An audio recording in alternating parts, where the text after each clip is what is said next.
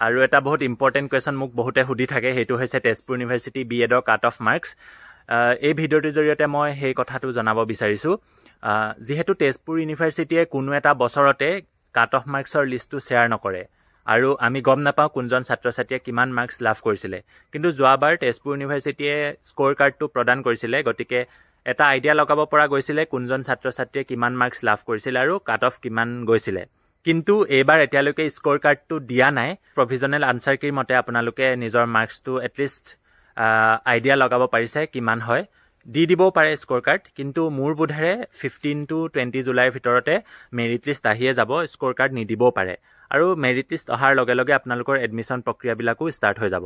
মই হোৱাটছএপ গ্ৰুপৰ জৰিয়তে এটা গুগল ফৰ্মৰ পৰা ছাৰ্ভে কৰিছিলোঁ এক্সপেক্টেড কাট অফ কিমান হ'ব পাৰে বুলি।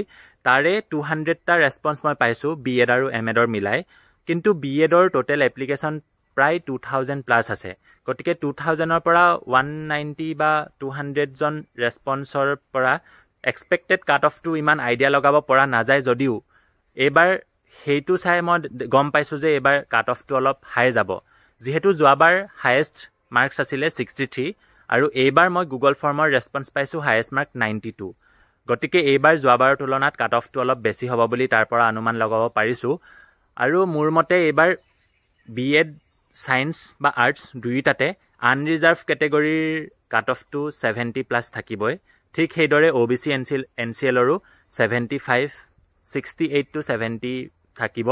ঠিক সেইদৰে ST SC EWSৰো 65, মই ভাবিছোঁ 65 থাকিব।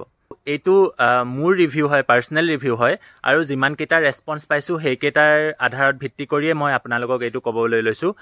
এইটো সম্পূৰ্ণভাৱে সত্য নহ'বও পাৰে, দেখা যাওক কিমান যায়, কিন্তু যিমানকেইটা ৰেছপন্স পাইছোঁ সেইটোৰ মতেতো ইমানখিনিয়ে হ'ব, কাৰণ ছিট কেপাচিটি বহুত বেছি নাই।